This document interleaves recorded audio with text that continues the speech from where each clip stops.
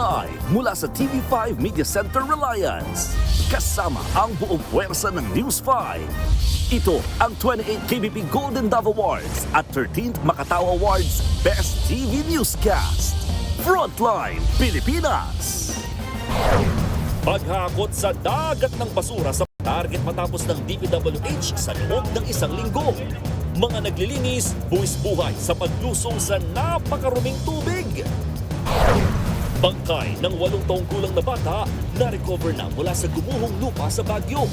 Ang iba pang update sa landslide, ihahatid ng News 5 live. Sa Colombia naman, ang gusaling yan gumuho bunsod ng malakas na lindol. Mga naipit sa pagyanig, nagtakbuhan at meron ding mga natabunan. Sa pagpapatuloy ng impeachment trial, bukod kay Mary Grace Piatos, apelido ng ilang kilalang politiko, nasa resibo ng mga nakatanggap umano ng confidential funds ni VP Sara. Heto naman ang dapat niyong abangan. Misis na bibili lang dapat ng ulam, hindi na umuwi. Pinatulfo ni Mister matapos makitang may katukaan sa TikTok. At eto na nga, Elijah Canlas, inaming may pinagdaraanan. Break na nga ba sila ni Miles?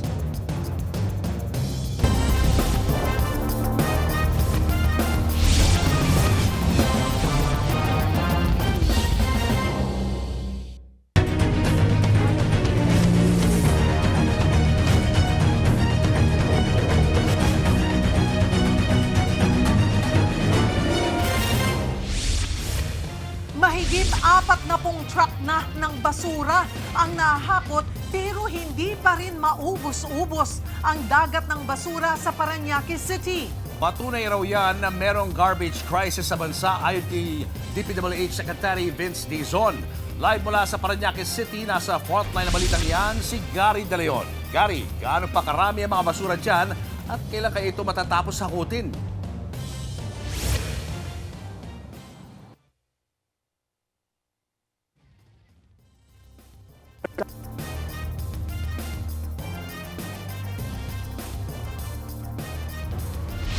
Kung kahapon, nagmistulang dagat ng basura ang Redemptorist Water Channel. Ngayong araw, unti-unti nang nababawasan ang kapal ng basura. May mga parteng nakikita na ulit ang tubig.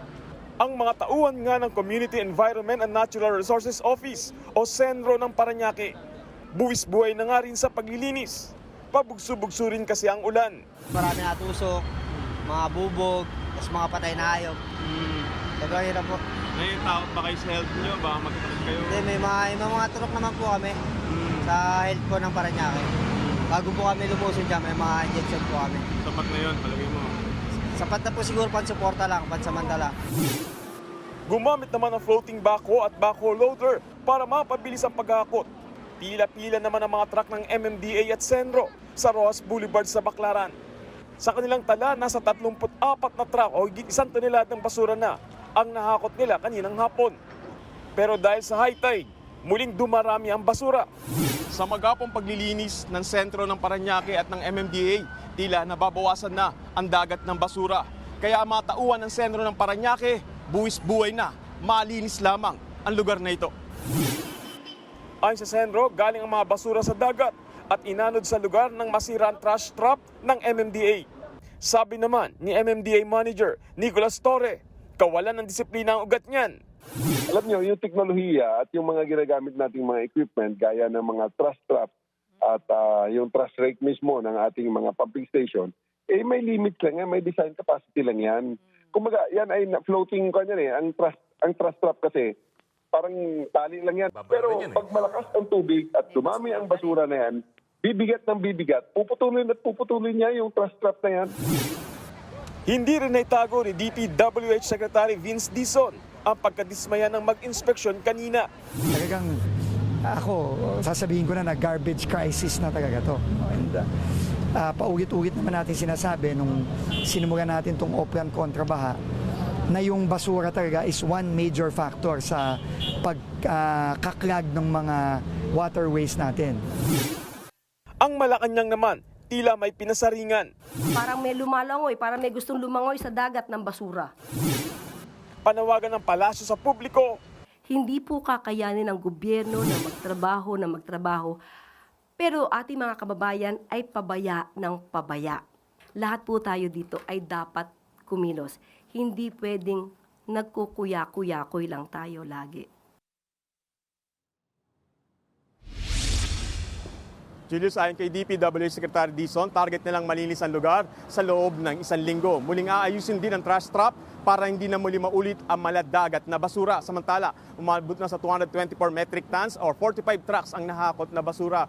Overcapacity na raw ito sa mga transportation station, lalo na sa Barangay Luerta sa Parañaque. Kaya ang Tripad de Galina sa Pasay ang hiniling ng sentro sa MMDA na paglagakan muna ng kanilang basura. Sa ngayon, Julius, ay hindi na muna pinagpatuloy yung paglilinis dito dahil madilim na at naging low tide na rin yung dagat. Balik sa inyo, Julius. Gary, kung ikukumpara natin yung pagtayo mo dyan kagabi, abay, kahit nasabi mo, inabot na ng mga 40 truck yung natanggal, parang hindi naman nabawasan. Kumpara ko kahapon na Cheryl, kahapon kasi kaya kong lumakad sa ibabaw ng basura dito sa dagat na to, Kaya kong lakarin sa tigas, sa dami. Ngayon kasi nakita natin marami siya pero malabnaw na. Ibig sabihin nabawasan na talaga at ang taong dadaan dyan o lulubog dyan, talagang lulubog na yung katawan nila at hindi kagaya kahapon na kayang tapakan. So ganun na rin talaga karami yung natanggal na basura. Pero dahil may mga trash trap pa na nakaabang, ay hindi na humalo iba pang basura at inaasahan nga nila na hindi na ito mangyayari na magkaroon pa ng maraming basura lalo na kung mag-high tide daw mamayang madaling araw. Sherry. At tama ba yung dinig namin na aabutin ng 1 linggo para matanggal lahat yung gadagat na basurang yan?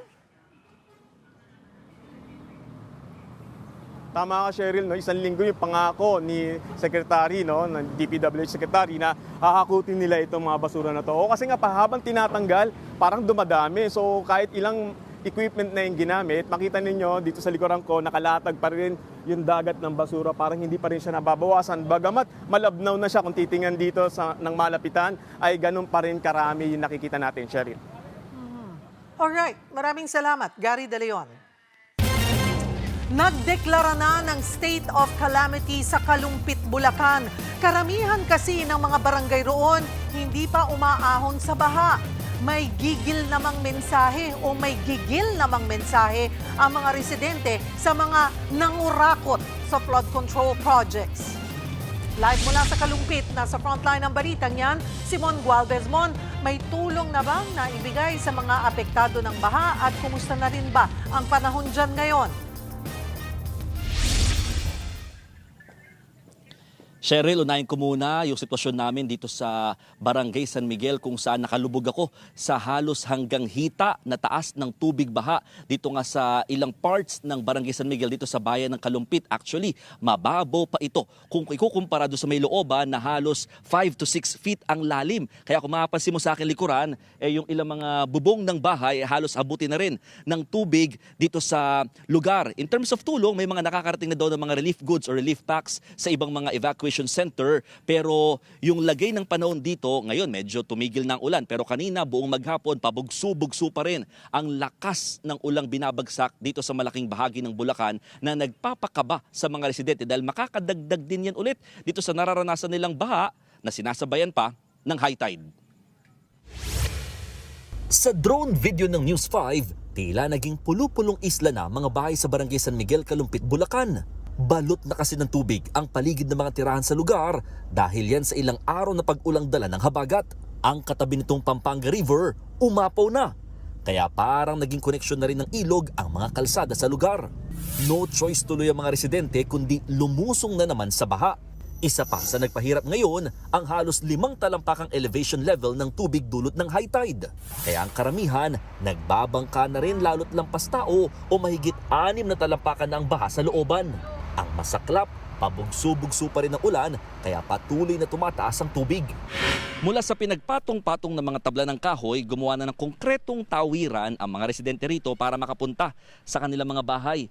Pero dahil sa ganitong sitwasyon na nalubog na sa baha, halos hindi na makita mismo yung mismong daanan at tanging itong gabay na lamang ng mga kawayan ang nakalitaw. Ang ilang bahay sa barangay, kapansin-pansing inabandona na dahil sa paulit-ulit na lamang na sitwasyon. Pero marami ring residente ang mas pinipiling manatili sa kanilang tirahan kahit lubog sa baha. Gaya ni Tatay Teddy na ayaw pa munang lumikas sa evacuation center.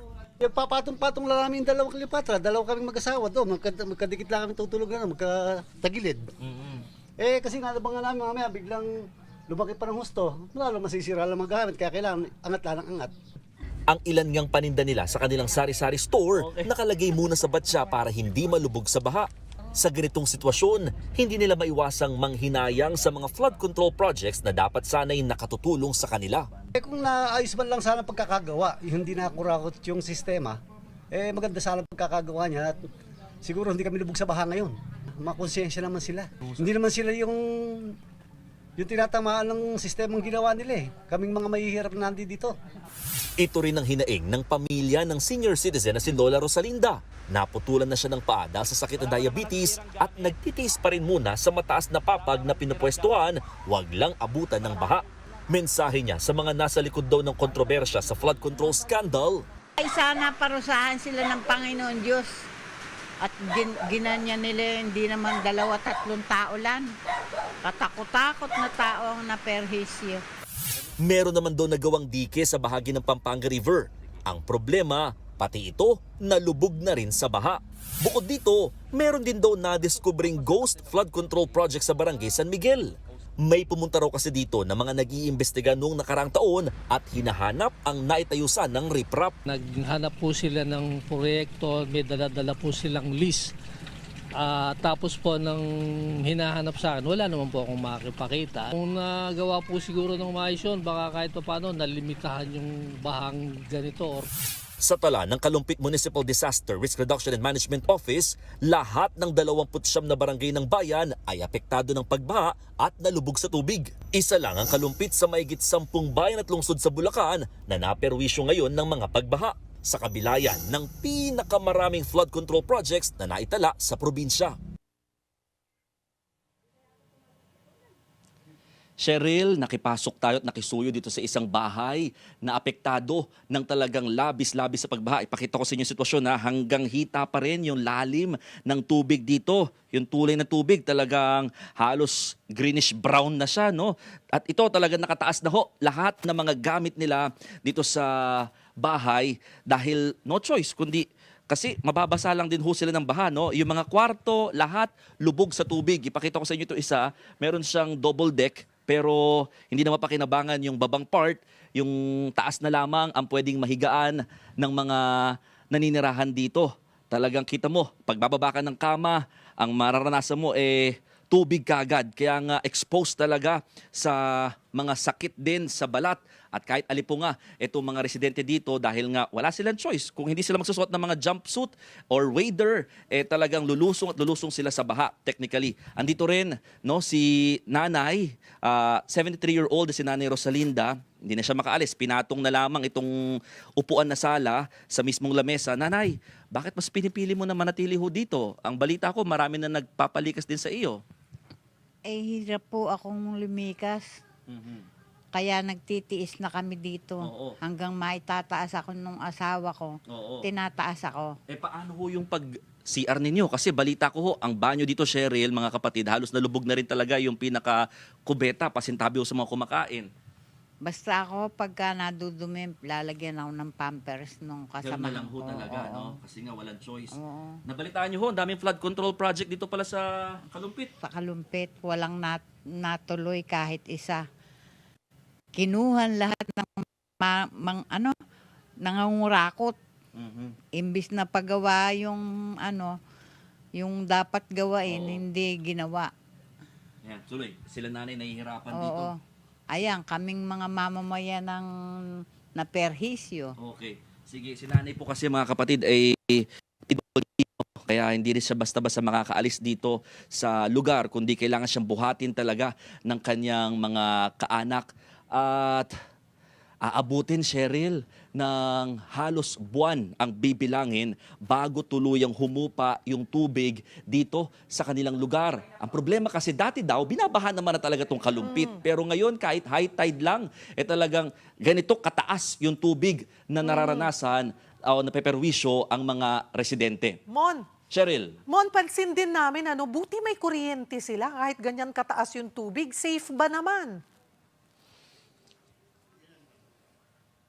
Yes, Cheryl. Actually, isa rin yan sa pinagpapasalamat ng mga residente rito sa lugar dahil hindi naman nawalan ng supply ng kuryente maging tubig dito sa kanilang area. Last year, yun yung isang problema dahil nga halos talagang nawalan ng kuryente itong malaking bahagi ng barangay. Kaya ang ginawa nilang diskarte, yung mga natatamaan ng baha ng mga supply ng kuryente, pinagpuputol nila yan at iniangat lahat. Kaya ngayon, lahat sila ay nakikinabang naman sa supply pa ng kuryente kahit papano sa kabila ng ganitong sitwasyon na mataas nga ang baha dito sa lugar. Bukod din sa mga ibinibigay ng mga relief goods, although sabi ni nanay, wala pa siya natatanggap na relief goods dito kasi inuuna pa evacuation center, nakatakda din magbigay naman ng mga gamot na doxycycline ang mga pamahalaan para at least makatulong sa mga residente na no choice, lumulusong sa ganito kataas na baha. Cheryl. Kailan daw makakatanggap ng ayuda, ng tulong, yung mga mas pinipili nilang manatili sa kanilang mga tahanan? Abay dapat ito'y matatanggap na talaga ASAP, lalo't ngayon nakadeklara na yung state of calamity dito sa buong bayan ng Kalumpit. Kaya nga ang hiling ng mga residente, lalo na yung mga hindi nga nagsisilikas dahil nakakalungkot man pakinggan, nasanay na sila sa ganitong klaseng sitwasyon, sana raw pati sila makatanggap naman ng tulong. Hindi lamang yung mga nagsilikas sa mga evacuation centers. Cheryl. Maraming salamat, Mon Gualvez. Hindi na raw ganun kalala ang baha sa Las Piñas ayon kay Pangulong Bongbong Marcos. Pero aminado siyang marami pang kailangan gawin para maresolba ang problema sa baha. Live mula sa Las Piñas, nasa frontline ng balitang iyan si Dave Abuel. Dave, ano pa ba ang mga sinabi ng Pangulo?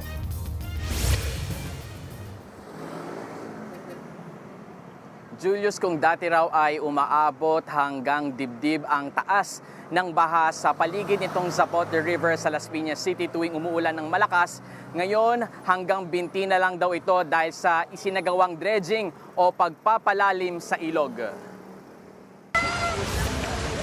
Isa sa binaha sa hagupit ng habagat ang Las Piñas. Kaya si Pangulong Bongbong Marcos personal na bumisita sa syudad.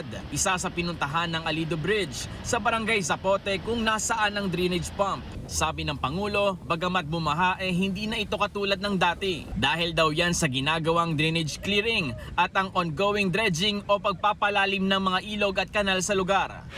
Mukhang nagkaroon naman ng epekto, hindi ganun kalala ang pagbaba, medyo nabawasan. Dati hanggang dibdib umaabot. Ngayon wala pa, hindi na hanggang kulang pa sa tuhod ang baha. Kaya tuloy-tuloy raw ang paghahanap ng solusyon sa problema sa pagbaha. So effective naman ang ating ginagawa, ngunit alam naman natin kulang pa rin yan. Marami pa rin tayong kailangan gawin. Sinigundahan naman yan ng mga residenteng nakatira malapit sa Zapote River. Lampas totoo yun, lampas 20 na lang.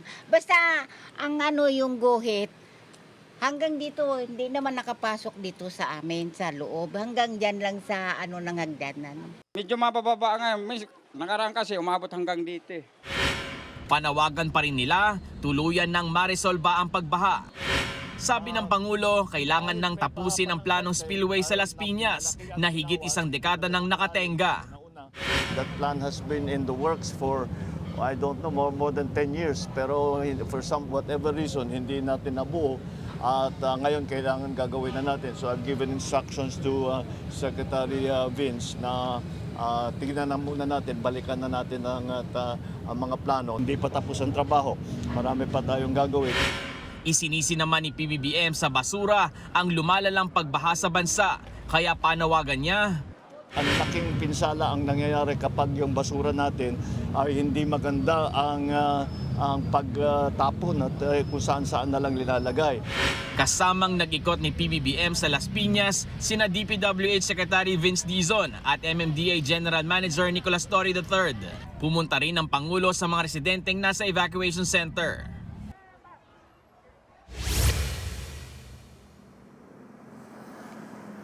Julius, sa ngayon ay wala na rito sa bahaging ito ng Zapote River yung backhoe at pump na ginamit matapos ang ginawang dredging activity ngayong araw. Samantala, kaninang pasado alas 5 ng hapon naman, nang muli tayong makaranas ng mahina hanggang katamtamang ulan dito sa Las Piñas City. Ayon sa DRM office ng Las Piñas, wala nang flooded areas dito sa kanilang lugar. Pero patuloy pa rin ang kanilang monitoring. May ilang pamilya na lang din daw ang nasa evacuation center, pero plano na ring umuwi dahil paminsan-minsan na lang din ang ulan. Nabigyan naman daw ang mga pamilyang lumikas ng food packs nitong kasagsagan ng malalakas na pag-ulan. Yan munang latest mula rito. Balik sa inyo. Maraming salamat, Dave Abuel. Kahit lagpas tao ang baha sa Noveleta, Cavite, abay hindi pinasok ng tubig ang mga bahay roon. Ang mga residente kasi gumawa ng kanilang DIY o do-it-yourself na flood control. Narito ang Frontline Report.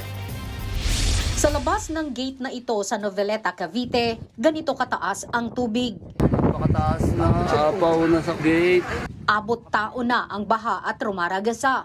Pero ang kumukuha ng video, abay, chill lang. Ay, Mina, agos, oh. Kanina, dala kasi. Kahit nga ang mga kasama niya, parang nanonood lang. Baha na ang kanilang kalye pero hindi nito napasok ang kanilang mga bahay. Pagpasok sa eskinita, mapapansing basa pero di baha. Pero sa kabilang dulo, Oo nga, may tubig na dito. may kaunting tubig na nakalulusot. Ang video na yan, nag-viral. Kaya naman, sa isa pang post ng uploader na si King Nazareth Coarly, ipinakita na nito ang ginagamit nilang pangharang sa baha. Hindi sandbag, hindi mamahaling flood barrier, kundi DIY, plain sheet, tubular, at foam. Ayon kay King, bawat bahay sa kanilang lugar may kanya-kanyang DIY na pangharang. Meron ding harang sa bawat iskinita sa kanilang lugar. Tulong-tulong daw silang mga residente sa paggawa nito. Ang kanilang barangay naman daw ang minuminutong nag-aanunsyo ng level ng tubig sa kanilang ilog. Sa mga mabababang lugar naman, meron din silang water pump para naman ibalik sa kalye ang tubig na pumapasok sa loob. Kaya hindi nakapagtataka, umani ng reaction online ang DIY flood control nila. Karamihan sa mga ito, napabilib. May nagtanong pa kung paano ginawa. Kaya naman si Kuya King, ginanahan na ring ituro kung paano ito inassemble. Ang effort ng komunidad ni na Kuya King ay patunay na ang matagal ng problema sa baha ay may solusyon. Kung ang mga residente nga kayang magdugtong-dugtong ng plain sheet, tubular at foam para protektahan ang sarili nila, at bakit sila pa ang kailangang gumawa ng sariling flood control? Ang solusyon sa baha, hindi dapat DIY. Sa milyon o bilyong pisong perang inilalaan sa flood control projects, siguraduhin naman sana na ang nakararating sa mga tao ay proteksyon at hindi lang basta pangako. Nagbabalita mula sa Frontline, Margie Bentulan, News 5. 10 miyembro ng pamilya ang namatay matapos matabunan sa landslide sa Baguio City. Posible namang ideklara ng no-build zone ang lugar. Live mula sa Baguio City, nasa frontline na balitang yan, si Jose Robert Inventor ng Regional News Group. Jose, anong latest dyan? Julius, natapos na nga ang search at retrieval operation sa Barangay Gisad, Surong, Baguio City. Nahanap na kasi ang lahat ng natabunan ng gumuhong lupa noong linggo. Pasado alas 2 ng madaling araw kanina nang makuha ang bangkay ng 8 taong gulang na lalaki mula sa landslide sa Baguio City. Siya ang pinakahuling nakuha sa 13 natabunan ng lupa. Sa kasamaang palad, 3 lang ang nakaligtas. Kaya ang pamilya Kalusa, labis ang pagluluksa. 10 miyembro kasi ng kanilang pamilya ang nasawi. Wala. Sana panaginip lang. Pero wala eh. Mawalan ka ng isang hirap na 4 pa. Puro ka mag-anak mo pa. Sabi niya, mawalan ka na, manakawan ka na lahat. Huwag lang yung buhay. Bumisita rin kanina sa Lamay si DSWD Secretary Rex Gatchalian at ASEC Irene Dumlao. Tiniyak nila ang tulong at suporta sa pamilya. tulong at tutulong doon sa mga namatayan, mga nasaktan, pati na rin yung mga naka-temporary na naka-evacuate. Kanina umaga magsama kami ng Presidente sa isang evacuation center sa Las Piñas at agad niya nga akong pinapunta dito. And then we're extending rental assistance. Nagpaabot din ng pakikiramay ang Department of Education. 5 kasi sa mga nasawi ay mga estudyante. Patuloy din daw ang pakikipag-ugnayan ng DepEd sa mga lokal na pamahalaan at iba pang ahensya para matiyak ang kaligtasan ng mga estudyante at school personnel. Sa ngayon, nananatili sa evacuation center ang 27 pamilya o higit 100 individual na apektado ng nangyaring pagguho. Sa nakikita namin, sa observation namin, yung nature at yung character ng soil ng sa area, there's a big possibility na dideclare na namin na no-build zone yung lugar na yun. Sa gitna naman ng paghahanap sa mga biktima kahapon, may isa pang buhay na nakuha, ang asong si Milo. Nasa pangangalaga na siya ngayon ng City Veterinary and Agriculture Office dahil sa nakita sa kanyang mild dehydration. Julius, sa ngayon, bukod sa sakit na nararamdaman ng pamilya matapos mawalan ng kaanak, ay problemado sila sa hamong pinansyal. Nawasak kasi yung kanilang bahay dahil sa landslide. Pinag-uusapan pa nila ngayon kung kailan ililibing ang kanilang mga kaanak. Julius. Maraming salamat, Jose Robert Inventor ng Regional News Group. Sa ibang balita, binaril ng rider ang isang traffic enforcer sa Dasmariñas, Cavite. Tumanggi raw kasi ang biktima na i-release ang na-impound na motor ng suspect. Nasa frontline ng balitang yan, si Ian Suyu. 3 traffic enforcer ang sumilong sa isang tindahan pasado alas 5 ng hapon nitong Sabado sa Dasmariñas, Cavite. Maya-maya, lumapit ang isang lalaki at pinuntahan ng enforcer na nasa gilid. Pero agad ding lumipat ang enforcer sa tapat ng mismong tindahan. Tila kinausap niya ang enforcer. Muli siyang sinundan ng suspect kung saan akmang aalis sana ito nang bigla itong bumuelo at malapitang binaril sa mukha ang enforcer. Agad na natumba ang biktima habang ang mga kasama niya nagulat, nakatakas kagad ang suspect. Dito mismo sa kinatatayuan ko sa kahabaan ng Congressional Avenue nangyari yung naturang krimen. Pagkatapos ngang barilin ng rider ang nakaalitan niyang traffic enforcer, agad lumayo ang suspect pakabila, saka nagtago ng ilang araw. Nakakuha ang News 5 ng kopya ng footage mula sa bodycam na suot ng biktima noong araw na yon. Makikita at maririnig na nakikipagdiskusyon pa ang suspect sa kanya ilang minuto bago ang insidente. 300. Ito sa 300. May papili oh. Ayon sa Dasmariñas Police, sinita ng enforcer ang naturang rider dahil sa maraming traffic violation. Kabilang ang hindi pagsuot ng helmet, pagmamaneho ng walang lisensya, at hindi rin rehistrado ang kanyang motorsiklo. Dahil dito po ay isinailalim sa impounding ang motorsiklo. Nang bumalik ang suspect at hilingin ang release nito at hindi ito pinayagan ng enforcer, doon umano naganap ang pamamaril. Naisugod pa sa ospital ang enforcer pero binawian din ito ng buhay kalaunan. Sa hot pursuit operation naman kahapon, naaresto ang suspect na si alias Cesar. Nang maaresto, nakumpiska sa kanya ang baril na ginamit sa krimen. Hindi ito lisensyado, pati ang mismong motor na ginamit niya sa pagtakas. Nakuha rin ang ilang sachet ng hinihinalang shabu na may halagang higit 16,000 pesos. Sa ngayon, nasa kustodiya na ng Dasmariñas Police ang suspect na mahaharap sa patong-patong na reklamo. Nagbabalita mula sa frontline, Ian Suyu, News 5. Sugatan ng isang lolo na pumalag sa hold-upper sa Santa Mesa, Maynila.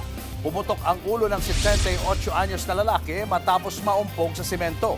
Sa investigasyon ng mga pulis, nag-aabang ng masasakyang jeep ang biktima ng hablutin ng mga kawatan ang kanyang bag. Pero nakipag-agawan si lolo kaya siya natumba. Dinala sa ospital ang biktima at kalaunan ay inihatid ng mga pulis sa kanyang bahay. Patuloy pang tinutugis ang magnanakaw, bagamat wala na raw balak magsampa ng reklamo si lolo. Sa pool sa CCTV, ang biglang panununtok ng lalaki sa isang matandang pedicab driver sa Quezon City. Posible raw na napagbalingan lang ang biktima dahil ang suspect napagalitan ng kanyang nanay. Narito ang Frontline Report. Naglalakad ang lalaking ito nang bigla niyang banata ng suntok ang isang nakasulubong na pedicab driver. Pumaripas din agad ng takbo ang lalaking nanapak. Samantala ang driver, napahinto, bumaba sa kanyang bisikleta at natumba. Nangyari ito noong Biyernes ng hapon sa Barangay Gulod sa Quezon City. Kinilalang pedicab driver na si Tatay Orlando, 61 anyos at residente sa lugar. Agad daw pinuntahan ng barangay ang matanda nang mapanood ang nangyari. Pero di na naabutan ng sospek. Nang silipin ng iba pang CCTV, nakilala siyang si alias James, 30 anyos. Hindi raw siya residente ng lugar, pero pinupuntahan niya ang inang naninirahan doon. Tingin ng barangay na pagbalingan lang ng sospek si Tatay Orlando. Napagalitan umano ang sospek ng kanyang nanay dahil hindi pa nito nakukuha ang koleksyon sa kanilang negosyo. Yan, may sa ulo, sinusundaan kay tatay na makasalubong. Agad namang pumunta sa barangay ang ina ng sospek para makipag-areglo sa biktima. Nagbabalita mula sa Frontline, Maloy Chivaria, News 5.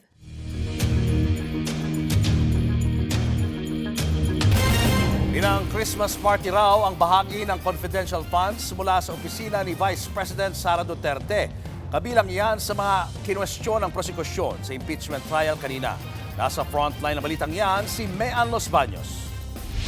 Christmas events, tree planting activities, gift giving, medical mission, youth campaign. Ilan lang yan sa higit 100 aktibidad ng Office of the Vice President mula December 13 hanggang 31, 2022 na ginastusan umano gamit ang confidential funds. Pero ang mga ganap na yan hindi raw pasok at hindi raw dapat inilalaan sa naturang pondo base sa joint circular na sinusunod ng Commission on Audit o COA. Yan ang mga inilahad ni COA Auditor Sailin Del Campo sa muli niyang pagtestigo sa impeachment trial. Si Del Campo ang nagtuloy sa pag-audit ng confi funds ng OVP at Department of Education matapos malipat ng naunang COA auditor na si Attorney Roderick Wamil sa Pasay. Siya ang nakatanggap ng sagot ng OVP matapos mag-issue ng notice of suspension ang COA dahil sa umano'y irregularidad sa paggasta sa confi funds. Sa paglilitis kanina, pinabasa isa-isa ni Private Prosecutor Attorney Lorna Capunan ang mga naturang aktibidad. Napakadaming Christmas party, napakadaming award ceremony. Yan ba ay pinapayagan sa sinabi mong definition ng confidential funds? Hindi po. Hindi. Isa pang butas na nakita ni Del Campo, ilan sa mga aktibidad ay ginawa noong December 13 hanggang 18, 2022. Pero na-disburse lamang o na-encash ang cheque para sa 125 million pesos na confi funds noong December 21, 2022 lamang. So labas doon. Labas doon. So hindi posibleng gamitin yung perang na-release ng 21 para i-reimburse yun kung tama man yung pinagastusan. Yes po, kasi under the joint circular po, meron pong portion doon na hindi po pwedeng gamitin for reimbursement yung pondo ng confidential. Isa pang na-flag ng COA, ginamit din daw ang OVP Confi Fund sa pagbili ng mga mesa, upuan, desktop, computers, printers, medical at food aid. Nagkakahalaga daw yan ng 73,287,000 pesos. Kaya ang COA, pinababalik ang halaga ng ginastos ng OVP dahil hindi rin dapat ito kinukuha sa confidential funds. Nag-issue sila ng notice of disallowance dahil dyan. Anong mga kailangan i-submit na dokumento by way of para explain kung saan ginamit tong tables and chairs, laptop, tsaka anong hinahanap ninyo sa post-audit? Dapat po mapatunayan nila na ito ay binili para po sa confidential operations ng ahensya. At anong kailangan na dokumento? And since this pertains po sa as purchases, dapat po supported ito ng either sales invoice or official receipts po. Okay. Kaya tanong ng prosekusyon, sino-sino ang mga persons na responsible or accountable dyan sa pinakita mo? Ang mga persons po na liable or responsible is first po the head of agency, Vice President Sara Duterte, the Special Disbursing Officer, si Ms. Gina Acosta, at ang Chief Accountant po na si Ms. Julieta Villa del Rey. Bakit sila accountable? Unang-una po, yung si Vice President Sara Duterte po, siya po ang nag-approve ng transaction and including the utilization of the cash advance. Matatandaang noong nakaraang linggo, nagtalo si Attorney Wamil at Senator Judge Amy Marcos kung sino ang dapat managot sa confidential funds ng Office of the Vice President at ng Department of Education. Umapila raw ang OVP sa Notice of Disallowance ng COA Pero nanindigan daw ang ahensya dito lalo't may mga irregularidad umano sa paggasta ng Confi funds. Sa pagsisimula ng paglilitis, nagkabiroan pa sila Presiding Officer Chis Escudero at si Attorney Lorna Capunan. Parang tumangkad ka, Lorna. Oo nga po. Parang binigyan ako ng apple box dito. Wala namang baha dito sa... Pero pagbalik sa seryosong usapan, umalma si Attorney Capunan dahil hindi raw tumalima ang defense team sa naging ruling ng presiding officer noong nakaraang linggo. Kaugnay ito sa dapat na meeting ng dalawang kampo noong Huwebes at Biyernes para makumpara ang mga resibong isinumiti ng mga witness kaugnay sa Confi funds ng OVP at DepEd. Ito po ang nangyari, na indyan po kami. Why do I say that? Wednesday, we made a text message and I have the text messages here. When do we meet? Tomorrow or Friday? Wala pong sagot nung Wednesday. On Thursday, we waited the whole day. Kailan tayo magmi-meet? Thursday na ngayon. Friday na bukas. Pero giit ng depensa, wala naman kailangan ikumpara sa mga dokumento dahil ang korte ang magdedesisyon kung pwede itong ma-admit bilang ebidensya. At pwede rin daw gamitin ang tabulation na ginawa ni COA Auditor Sailin Del Campo. We don't even need to compare the exhibits in order to expedite the proceedings because first of all, that's the authenticity of the exhibits is something that the court will have to decide. After the prosecution has already submitted their offer of evidence, and that will be subject to our comment. And there's no need for us to actually compare the exhibits just so we can arrive at a stipulation. Nag-rule naman si Presiding Officer Escudero na pwedeng gamitin ang tabulation na ginawa mismo ni Del Campo. Kaya biro niya kay Attorney Capunan.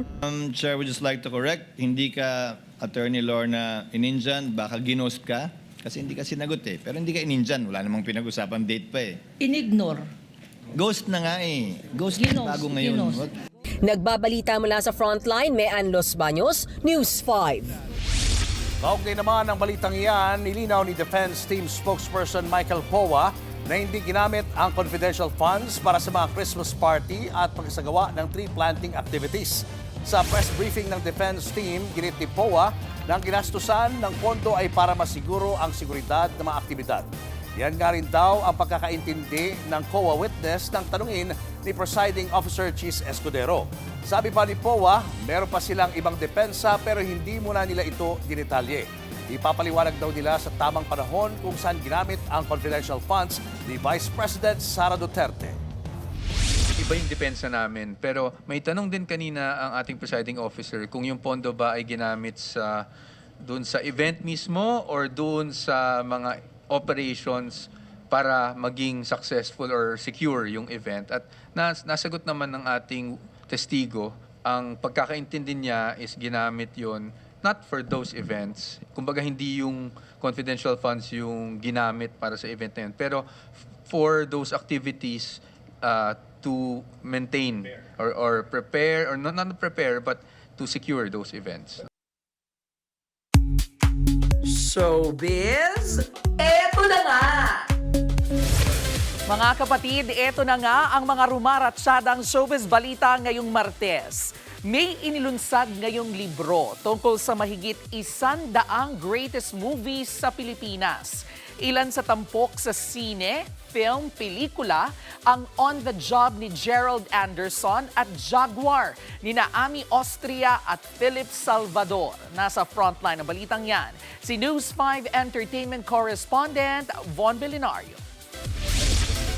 Nagsama-samang ilan sa mga bigating artista, direktor at producer sa ginanap na book launching ng sine, film, pelikula, The 100 Plus Greatest Movies of Philippine Cinema sa isang mall sa Mandaluyong City.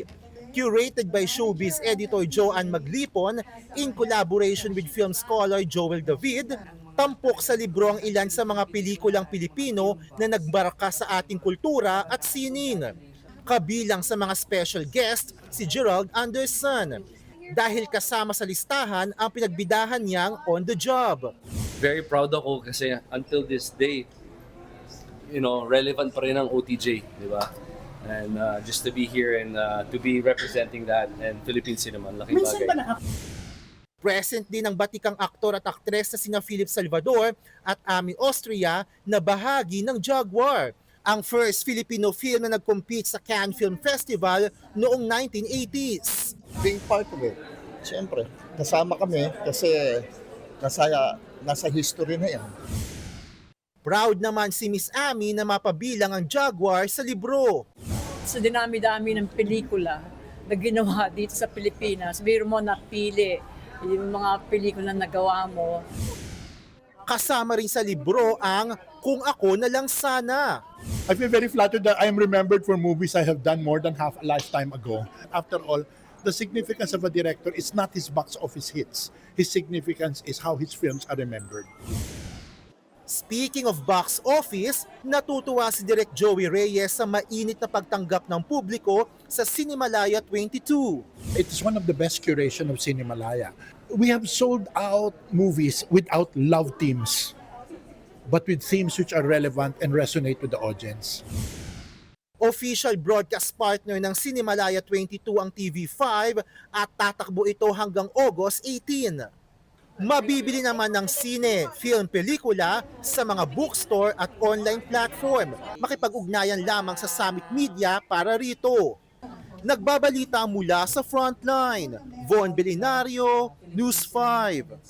Susunod! Nabitang Hinard launch sa TikTok na pisto ng legal na mister. Palusot ni Mrs., throwback lang daw to. Kung ang NBI may ebidensyang sinlakas ni Superman laban kay dating Congressman Jing Paras, ang kampo ng inaakusahan, abay may panabla raw na sinlakas naman ni Batman. At ang lindol sa Colombia na nagpaguho ng mga gusali, higit 100 na ang patay. Abangan ang lahat ng yan sa pagbabalik ng Frontline Pilipinas.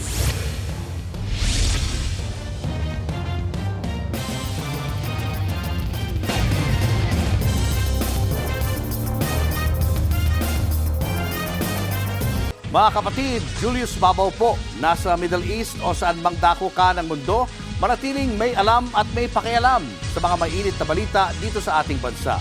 Simulan po natin ang bawat araw sa tuloy-tuloy na balitaan sa Frontline. Mag-follow at mag-subscribe sa social media pages ng News 5. Nagpatulfo ang isang mister matapos siyang mabisto ang TikTok video ng kanyang misis na may kahalikang iba. Inamin naman ng babae na may nakarelasyon nga siya pero hiwalay na raw sila at throwback video lang daw ito. Narito ang Frontline Report. Nagpaalam lang na bibili daw ulam tapos hindi na bumalik. Yan daw ang paalam ng misis ni Domingo Verse Jr. na si Salve nung umalis sa kanilang bahay noong Marso. Pero bukod sa hindi na umuwi, nakita niya pa sa TikTok si Salve. May kahalikan ng iba. Tulong na lang sir, paboritong ulam nito kasi ni Ma'am Salve? Kaya paborito niyan yung kanyang kachat. Matapos dumulog sa programang Wanted sa radyo ni Senator Raffy Tulfo, personal silang pinagharap ng programa. Inamin ni Salve na may karelasyon siyang iba, pero hiwalay na raw sila ngayon. Hindi naman po ako nagpabayaan nung kahit wala umalis ako sa amin. Nagpapadala naman po ako eh. Yun, ang hindi katwiran yung nagpapadala ka. Ang issue dyan, yung niloko mo ang pamilya mo. Wala na akong karelasyon ngayon, kaya wag kang magsasalita ng ganyan. Pinahiya mo na ako eh. Sinabi rin ni Salve kung bakit daw siya nangaliwa. Piloso sobra po. Kaya paano naman po hindi ako magre-reveal din na halos... Ang galing mo talaga. Hindi ka pwedeng lumabas na... Pwede kang lumabas kasama siya. Pero pag may tumingin sa'yo or katabi mo, sabihin, nagbibigay na kayo ng messenger, dapat po ba naman yun? Paano nga hindi ako magdududa, ganun ang ginagawa mo. May asawa kang tao, nakikipag-ano ka pa sa cellphone. Sinong asawa matutuwa? Sa totoo lang, nandidiri na ako sa'yo. Inalok ng programa ng marriage counseling ang mag-asawa, pero tila wala ng balak makipagbalikan si Mang Domingo. Desidido na rin daw siya na kasuhan ng misis niya at karelasyon nito kahit naghiwalay na umano ang dalawa. Si Salve naman, Susustentuhan na lang daw ang kanilang mga anak. Maghanap buhay siya para sa mga bata. Mag-focus siya sa kanyang pagtatrabaho. Huwag niyang pabayaan yung mga bata. Pag ako may pera, magpapadala ako. Sana ayusin niya yung buhay niya. Kung siya, halimbawa kung mayroon siyang makita, well, okay lang naman sa akin yun. Ayusin mo rin ang buhay mo. Pakasaya ka, magpakaligaya ka. Good luck na lang sa inyong dalawa. Kung ikaw man ay totoong wala na kayo, sana wala na nga kayo. At least nakita ko rin yung totoo ang sinabi mo. Tutulungan naman daw ng programa si Mang Domingo at binigyan ng 25,000 pesos para matubos ang motorsiklong isinangla niya habang hinahanap ang misis niya noon. Nagbabalita mula sa Frontline, Margie Bentulan, News 5.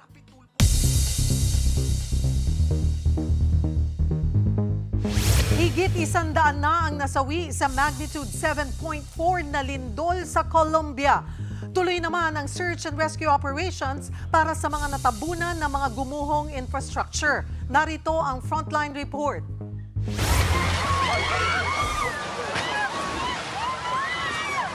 Nagbagsakan ng debris mula sa gumuguhong 4 na palapag na gusali. Napatakbo ang mga tao habang nababalot ng alikabok ang paligid. Nangyari yan nang tumama ang magnitude 7.4 na lindol sa Colombia nitong Lunes. Sa Pereira Airport, may mga napatakbo at may napayakap na sa poste habang yumayani. Maya-maya, nagbagsakan na ang ilang bahagi ng kisame. Ang influencer na yan, napatago sa ilalim ng lamesa habang lumilindol sa paliparan. Nagtakbuhan din palabas ang mga nasa Emergency Services Building. Sa labas, kitang paggewang-gewang na ang gusali dahil sa pagyani. Ang mga sundalo namang yan na naghahanda para sa operation, bahagyang napahinto at yumuko habang lumilindol.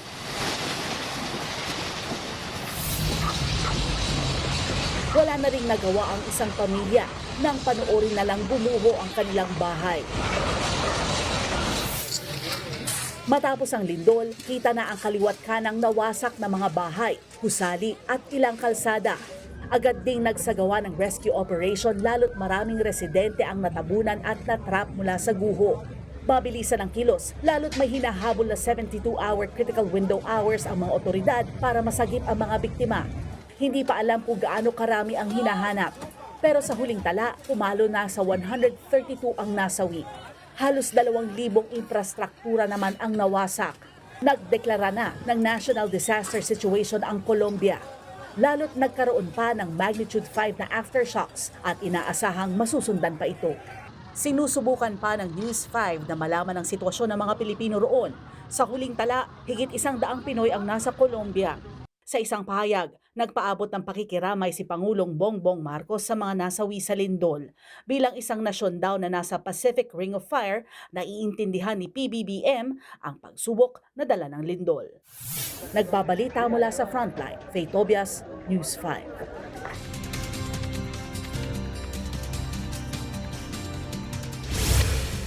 Weather update tayo mga kapatid. Bagamat humina, nananatiling aktibo yung ating habagat o southwest monsoon. Kaya bukas sa mga lalabas ng bahay dito sa Metro Manila, huwag pa rin po natin kalimutan ang pagdadala ng payong dahil posible pa rin po yung ating mga tinatawag na manaka-naka o paputol-putol na pagulan. At anumang oras sa maghapon, posible po tayo makaranas ng mga pagulan at or kung mga tanghali, pwede rin po tayo makaranas ng mga thunderstorms. Kaya paghandaan po natin yan mga kapatid. Hindi lang po sa Metro Manila nakaka-apekto ang habagat, meron din tayong mga posibleng kalat-kalat na pagulan sa mga areas ng Calabarzon, lalong-lalo sa Cavite, Batangas, kasama po dyan ng Rizal, Pampanga, Bulacan, kasama na rin po dyan itong areas ng Tarlac at Nueva Ecija. Pero mostly yung ating mas maraming at mas madalas na pagulan ay nandito sa Zambales at Bataan, kasama po dyan ang Occidental Mindoro. Ang natitirang bahagi po ng Central Luzon, posible rin po yung ating mga kalat-kalat na pagulan, pero mas madalas na po ngayong sumisikat yung ating araw. Dito naman po sa areas ng Ilocos Sur, Ilocos Norte, kasama po dyan ang La Union at Pangasinan, maging dito sa mga kabundukan ng Cordillera, apektado rin po yan ng habagat. Meron din tayong mga pagkakataon na nakakaranas tayo dyan ng mga kalat-kalat na pagulan or thunderstorms. Mananatili pong aktibo yung ating habagat sa mga susunod pang mga araw dahil aktibo yung tinatawag nating monsoonal trough o yung area dito sa itaas na bahagi ng ating bansa na may kababaan po yung pressure. Kadalasan, para po yung intertropical convergence zone na kung saan dyan po nagsisimula yung ating mga low pressure area o mga bagyo. Sa katunayan, meron tayong panibagong binabantayang low pressure area dito sa labas ng ating area of responsibility na huling namataan ng Pag-asa sa layong 1,670 kilometers east ng extreme northern Luzon. Ito po ay may kataasan po ang tsansa maging isang ganap na bagyo. Pero sa ngayon, hindi natin yan inaasahang dumikit sa anumang bahagi ng ating landmass o kalupaan. Medyo malapit yan sa ating area of responsibility, pero ang pagkilos po niyan ay pa-eastward o palayo naman sa ating bansa. At mananatiling aktibo nga yung ating habagat o southwest monsoon kahit wala pong magiging direktang epekto itong binabantayan nating sama ng panahon. At mga kapatid, balikan naman natin yung mga pag-ulan nitong nakaraang linggo. Dahil sa pinagsama-samang epekto ng habagat at ang pagtawid ng Bagyong Luis at Maymay dito po sa area ng Luzon. Nakapagtala po tayo ng 1,428 mm na pag-ulan mula August 10 mula August 1 hanggang August 10, so halos 1.5 buwang pag-ulan po yan dyan po sa may area ng Baguio City. Halos 1 buwang pag-ulan naman ang naitala dito sa areas ng Dagupan, Iba at Science Garden na pumapalo sa hanggang 578 mm na pag-ulan sa Dagupan, 848 mm na pag-ulan naman dyan po sa area ng Iba at 551 mm naman na pag-ulan dito po sa may Science Garden mula August 1 hanggang August 10. 2 buwang pag-ulan naman dito sa Ambulong, Batangas ang naitala mula sa mga araw na yan, 450 mm na pag-ulan. Ito pong mga pag-ulan natin, kung papansinin nyo, hindi kasing lakas ng mga nakaraang habagat episode, ng mga nakaraang taon. Pero dahil spread out po at tuloy-tuloy yung ating mga pag-ulan, at may kalakasan din po yan, nagdulot pa rin yan ng malawakang pagbaha at malawakang flash floods at landslides sa malaking bahagi ng Luzon, including Metro Manila. Sa mga susunod na araw, bagamat humihina po yung ating habagat, mag-ingat pa rin po tayo dahil saturated o basa yung ating mga lupa at mga kabundukan, kaya prone pa rin po tayo o mataas pa rin po ang tsansa ng flash floods and landslides. Muli, yan po ang ating latest sa ating lagi ng panahon. Muli ako po ang inyong weather frontliner, Alvin Puran, na lagi may panahon para sa inyo. Susunod, mga lasing na nagrambulan sa isang parke, pinaglinis ng kalsada ni Mayor.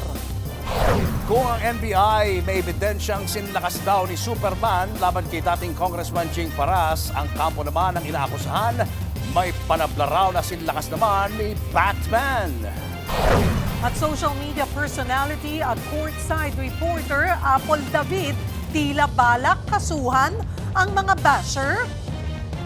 Yan at iba pa sa pagbabalik ng Frontline Pilipinas.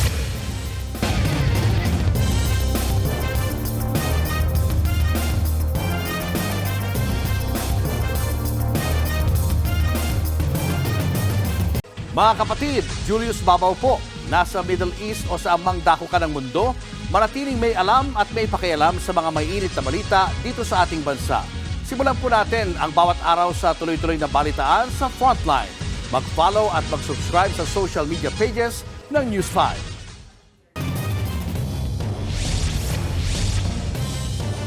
Nagrambulan ang ilang lalaki sa Freedom Park sa Davao del Norte. Ang parusa naman sa kanila, maglinis sa kalsada. Aniya sa Frontline sa balita, si Bril Montalvo ng News 5, Mindanao.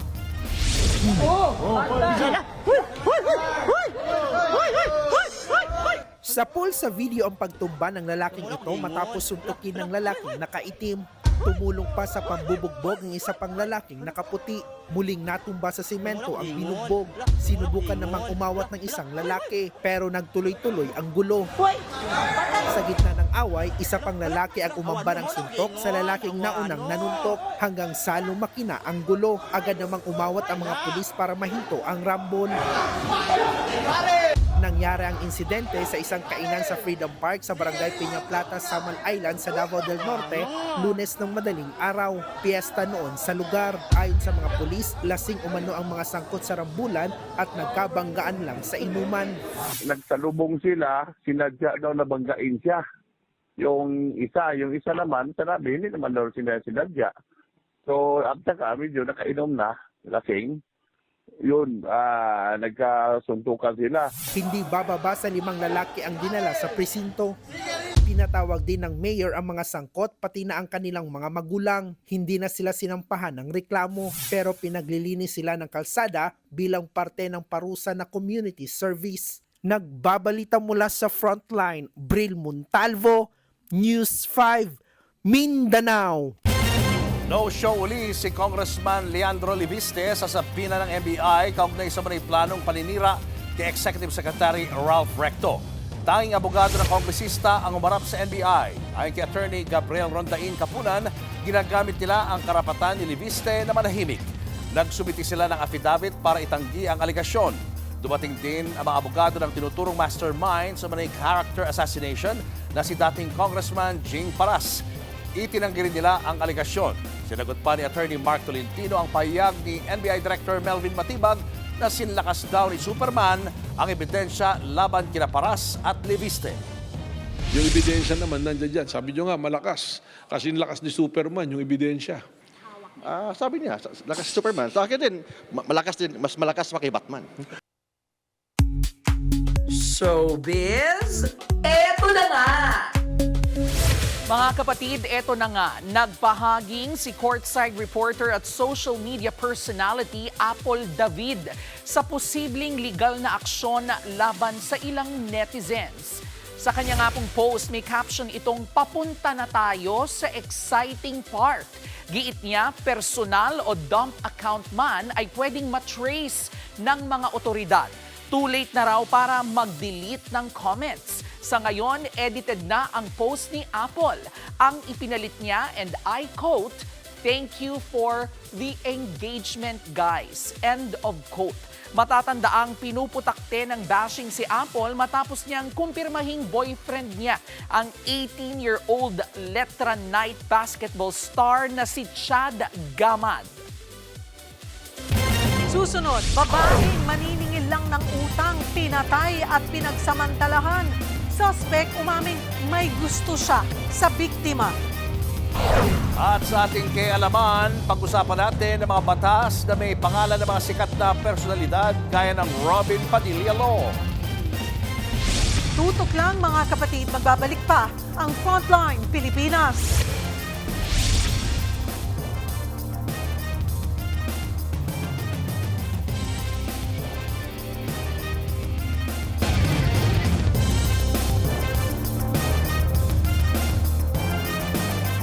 Mga kapatid, Cheryl Cosim po. Nasa Estados Unidos, Canada o saan mang dako ka ng mundo, manatiling may alam at may pakialam sa mga mainit na balita dito sa ating bansa. Simulan natin ang bawat araw sa tuloy-tuloy na balitaan sa Frontline. Mag-follow at mag-subscribe sa social media pages ng News 5.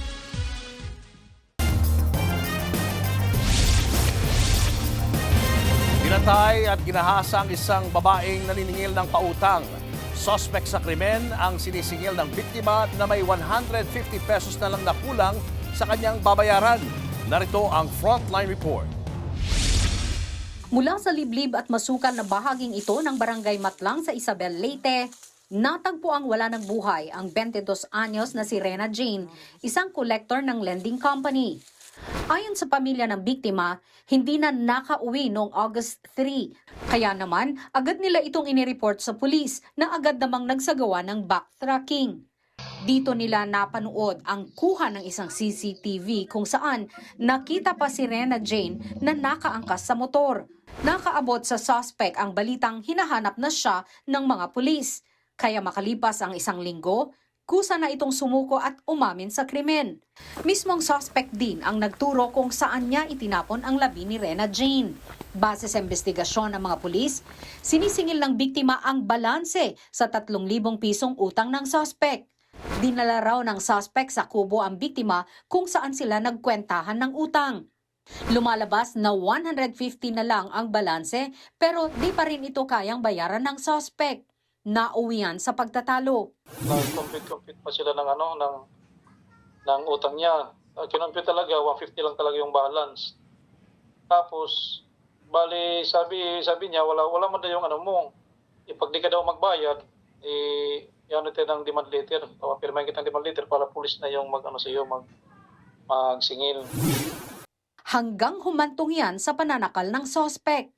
natumba ang biktima at nabagok ng tumama ang ulo sa bato. Hindi pa nakontento ang suspect, 5 beses niyang pinagsusuntok si Rena Jane. Lumabas din sa investigasyon na pinagsamantalahan ang biktima.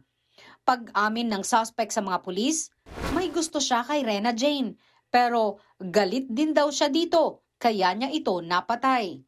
Mahaharap siya ngayon sa kasong rape with homicide. Nagbabalita mula sa Frontline, Margie Bentulan, News 5. Pinagmumulta ng Department of Labor and Employment ng 4.9 million pesos si dating Ateneo coach Tab Baldwin at ang Ateneo de Manila University. Ayon sa DOLE, walang alien employment permit si Baldwin habang nagtatrabaho bilang coach ng Ateneo Blue Eagles. Bigurin daw si Baldwin na kumuha ng Certificate of Exemption para makapagtrabaho bilang isang permanent visa holder. Inirekomenda na ng DOLE sa Bureau of Immigration ang usapin kaugnay ng pagpapadeport kay Baldwin. Wala pang pahayag si Baldwin na ngayon iniimbestigahan kaugnay ng pagkamatay ng student athletes na sina Rene Baterbonia at Divine Adili. Susunod, rider na nakainom pero nagmaneho pa rin patay matapos sumalpok sa taxi. At sa ating K-alaman, kapag ba sa'yo ipinangalan ang isang batas, automatic nang ikaw ang nagpasa nito? Tutok lang mga kapatid, magbabalik pa ang Frontline Pilipinas.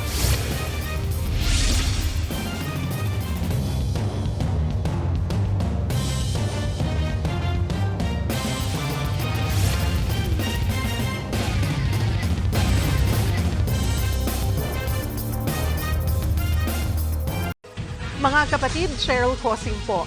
Nasa Estados Unidos, Canada o saan man dako ka ng mundo, manatiling may alam at may pakialam sa mga maiinit na balita dito sa ating bansa. Simulan natin ang bawat araw sa tuloy-tuloy na balitaan sa Frontline. Mag-follow at mag-subscribe sa social media pages ng News 5.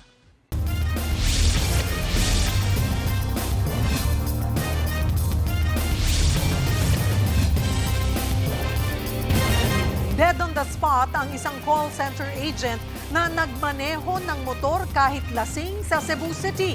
Nasa frontlining balita si John Naroa ng News 5 Visayas. Sa intersection na ito sa Arlandon at Osmeña Boulevard sa Cebu City, kitang kumaliwa ang taxi na yan. Nang biglang humarurot na sumulpot ang isang rider, 25 years old, call center agent. Bumangga ito sa nguso ng taxi na nasira pa nga. Habang humampas sa poste ang rider at tumilapo ng suot itong helmet. Dead on the spot siya. Kita rin sa video ang dalawa pang nakamotorsiklo na kasamahan ng namatay. Inamin nila sa mga otoridad na nakainom ang nasawing rider. Pero giniit din nilang walang signal light ang lumikong taxi. Nasa kustodiya na ng Cebu City Traffic Unit ang driver. Posible siyang maharap sa kasong reckless imprudence resulting in homicide. Sa Lapu-Lapu City, Cebu naman, maluwag sa kalsadang ito. Walang tawiran pero tumawid ang babaeng yan. Ilang hakbang na lang siya mula sa Center Island nang biglang nabundol siya ng umaharot na motor. Isa pang rider ang nadamay. Patuloy pa yang iniimbestigahan. Nagbabalita mula sa Frontline, John Naroa, News 5, Visayas!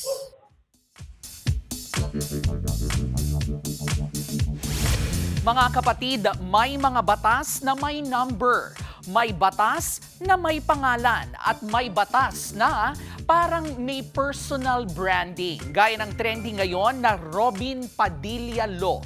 Pero teka, ano ba yan? At si Robin ba talaga ang nagpasa nito?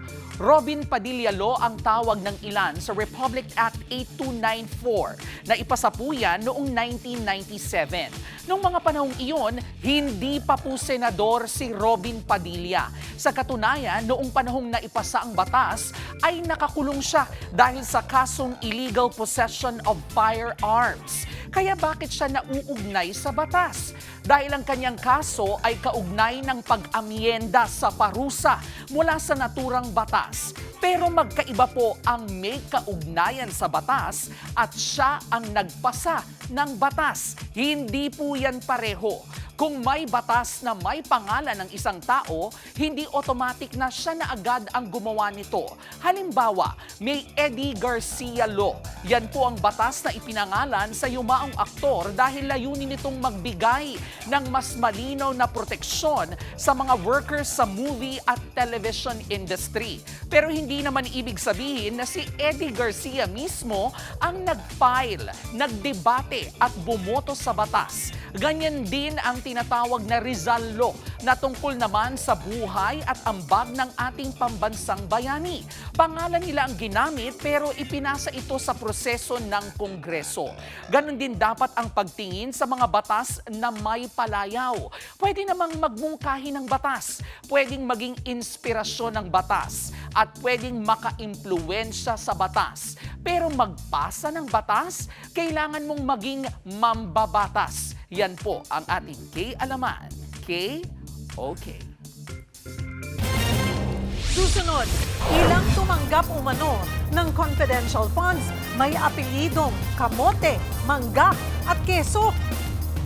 At aktor na si Elijah Canlas, hiwalay na nga ba kay Miles Ocampo?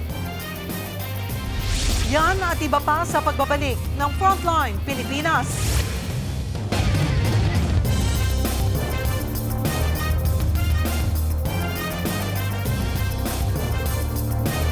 Mga kapatid, Julius Babaw po, nasa Middle East o saan mang dako ka ng mundo, manatiling may alam at may pakialam sa mga mainit na balita dito sa ating bansa. Simulan po natin ang bawat araw sa tuloy-tuloy na balitaan sa Frontline. Mag-follow at mag-subscribe sa social media pages ng News 5.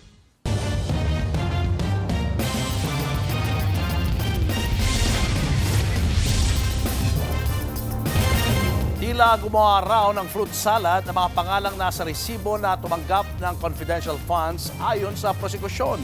Meron kasing apelidong kamote, mangga, keso at iba pa. Meron ding kapangalan at kaapelyido ang misis ni Presiding Officer Cheese Escudero. Nasa frontline ng balitang yan si Mean Los Baños. Kung noong nakaraang linggo merong Mary Grace Piatos at Renan Piatos with single T, meron ulit Piatos na nakuha sa higit 1,000 acknowledgement receipts ng confidential funds ng Office of the Vice President.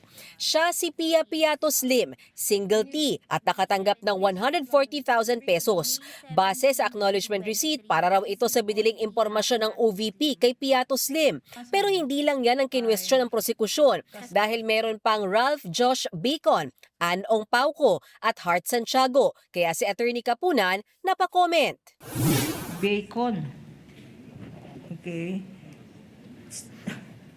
Alas 12 na, gutom na tayo. Kanina, Madam Witness, merong Pauco at merong Hart. Tinanong mo ba kung sino ito at kung related sila sa presiding officer natin? Hindi po. Hindi naman. Bakit hindi? Bakit hindi ka nag-verify ng mga pangalan? May pagkain na bacon, may parang kamag-anak ni Hart. Why did you not verify the names in this 1,049 acknowledgement receipts? Paliwanag ni COA Auditor Sailin Del Campo sa muli niyang pagtestigo sa impeachment trial, compliance audit ang ginagawa ng COA. I-check po namin kung compliant ba sa joint circular at kompleto at proper ba yung mga liquidation documents po na sinasubmit sa amin. Sa pagbusisi pa ng mga resibo, pinuna ni Kapunan ng ilan sa mga apelyido ng mga nakatanggap umano ng Confi Funds ni VP Sara. Mga tunog, politiko raw kasi. Kamag-anak ata to ni Senator Bong Revilla. Beth Revilla! Merong Beth Revilla, Clarice Honteveros, Jose Jocno Jr., 2 lapid gaya na Diane Maple at John A. Lapid. Nag-submit ba ang Office of the Vice President para patunayan talaga na itong medical, grocery, etc. tables talagang ginamit sa confidential funds? Wala pa po silang naging action after ma-receive nila ito. Ayon sa testigo, ito ang mga resibong ibinigay ng OVP para i-justify ang paggamit ng kanilang confi funds. Kasunod yan ang inisyong Audit Observation Memorandum ng COA nang makitaan ng OVP ng paglabag sa paggastos ng confidential funds noong first and second quarter ng 2023. Samantala, umabot si Del Campo sa pag-evaluate ng confi funds ng OVP hanggang third quarter ng 2023. Ang mga pangalan naman sa AR, Beverly Claire Pampano, Matthew Queso, Xiaomi 8, Jay Camote at Miggy Mango. Gumawa ata ng fruit salad dito. May kamote, may mangga, may keso. P-1-8, 2262, Miggy Mango. For 50,000 pesos. Ano ang masasabi mo dito, Madam Witness? Yung mga acknowledgement receipts po na purchase of supplies, hiningan ko po ng additional documentation to ascertain po na ipinambili po talaga ito ng supplies. Sa huli, dahil daw sa mga violation na nakita ng COA sa mga paggamit di umano ng confi funds ng OVP, ay nag-issue ng Notice of Disallowance na halagang 375 million pesos o buong confi funds sa loob ng 3 quarters ng 2023. Nagsumiti rin daw ng Intel Operations Report ang Office of the Vice President sa COA bilang patunay na nagkaroon ng successful intel gathering gamit ang mga detalye na ibinigay ng mga informants na binayaran nila gamit ang confidential funds. Sa nasabing report, nakasaad daw ang mga aktibidad na dinaluhan ng Vice Presidente at ang mga posibleng threat doon.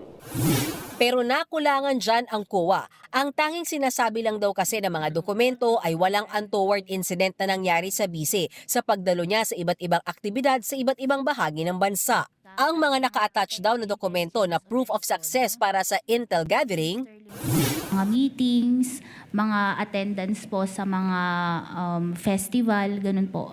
Tsaka yung mga engagement din po ng satellite offices. Satellite office po nila sa Bacolod, ang nakalagay po rito na activity nila is provided rice bags to Morsha fire victims. Baka confidential ang rice victims na yan. Tupad beneficiaries at BCNHS Gym, Dole, Tupad payout. pero pagilinaw ng testigo, hindi dyan ginamit mismo ang confidential funds, kundi sa surveillance activities na ginawa bago dumalo sa mga activities na yan ang bise. Pag sinabing there were no untoward incidences, hindi ba evidence of success yun? Walang yung mga komunista, yung mga terorista, imbis na nag-away-away, tumanggap na lang ng rice pack, tumanggap na lang ng tupad. Ang hinahanap po kasi is payment of rewards. Meron bang, dun sa probable threat na yun, may nahuli ba? Parang ganun po. Yun ang magwa-warrant ng payment of rewards po. At wala kang ganon Yun po ang na hindi nakita hindi sa po evaluation mo, Madam Witness. Opo. Pagdating naman sa mga AR ng Department of Education, natalakay sa impeachment na permado ang mga ito pero iba-iba ang mga petsa. Kaya tanong ni Attorney Kapunan, mala Superman ba ang Special Disbursing Officer? Kung hindi man Superman ang isang SDO, kaya ba niyang puntahan? Sa palagay mo, Your Honor, please. lahat na ito? Your Honor, please. Yes, Counsel for Respondent. The question is speculative, Your Honor. What is speculative about Superman? He can fly anywhere It's in one day. hypothetical. Nagmanifest si Kapunan na huwag itong tanggalin sa record ng hearing. Nagbabalita mula sa Frontline, Mean Los Baños, News 5.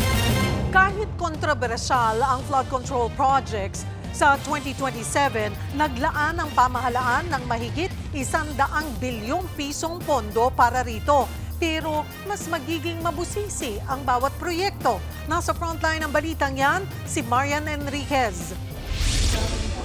Pinakamalaking bahagi ng 2027 budget, edukasyon as usual. 976 billion pesos ang planong ilaang pondo para sa Department of Education. Number 2, ang DPWH na may 644 billion pesos.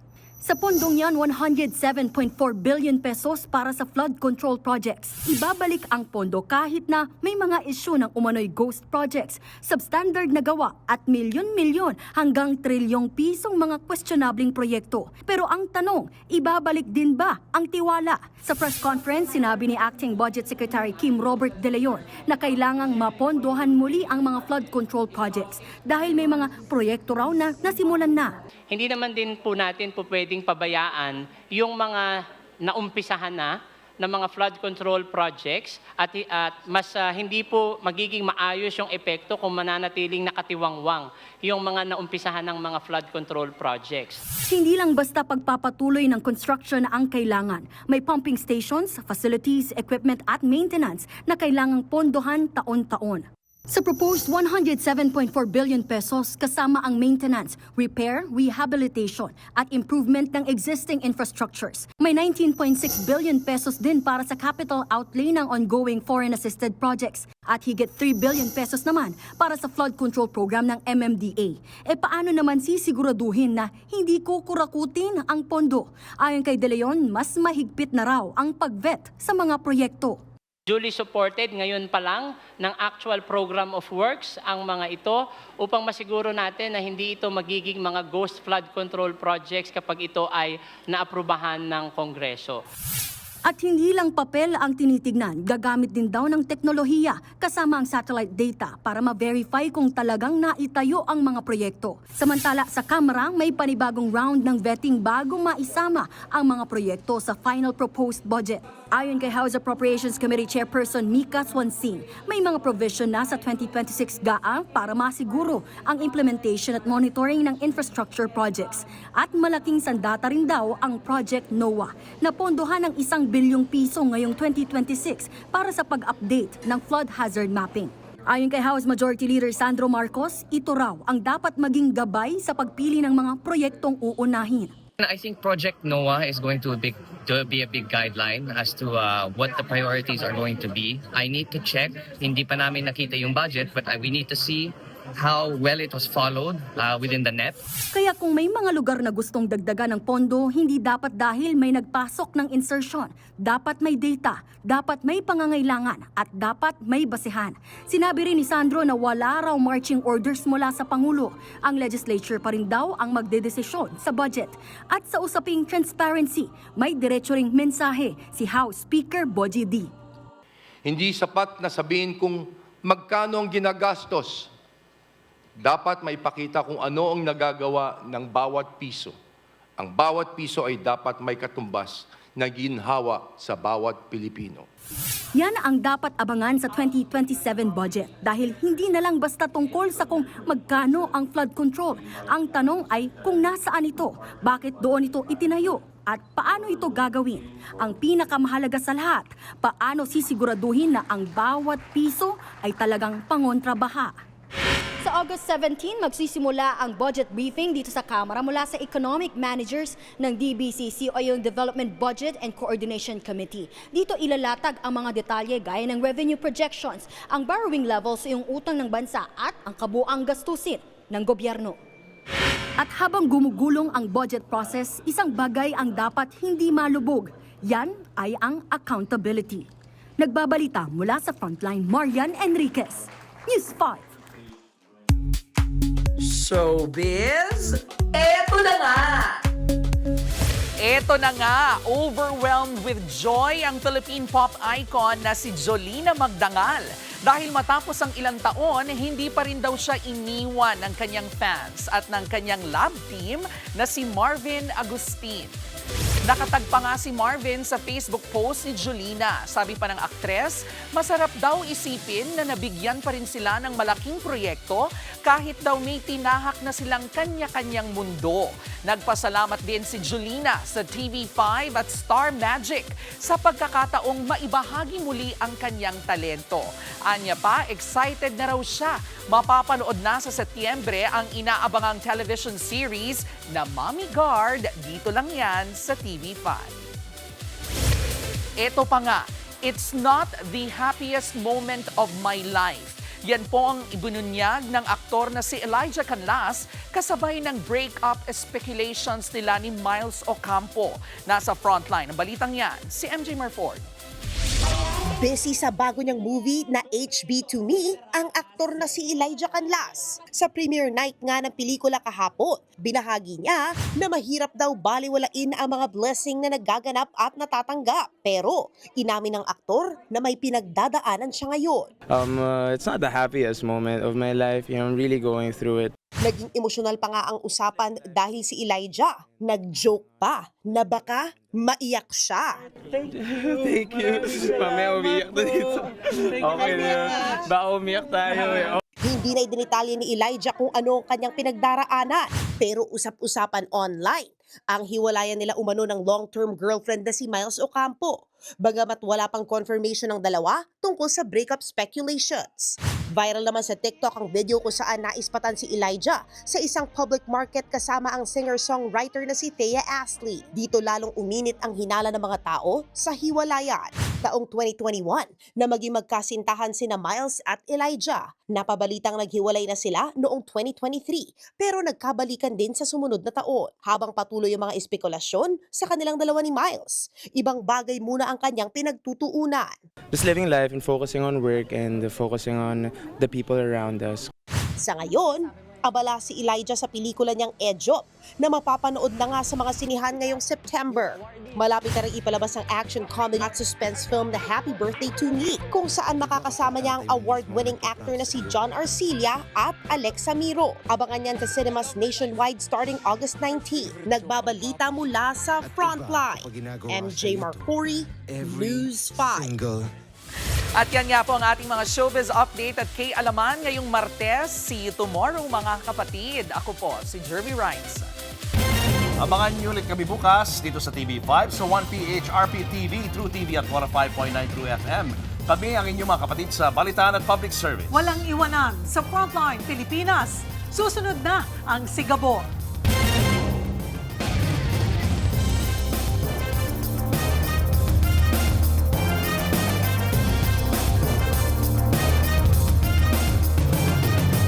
Mga kapatid, Cheryl Cosim po. Nasa Estados Unidos, Canada o saan mang dako ka ng mundo, manatiling may alam at may pakialam sa mga mainit na balita dito sa ating bansa. Simulan natin ang bawat araw sa tuloy-tuloy na balitaan sa Frontline. Mag-follow at mag-subscribe sa social media pages ng News 5.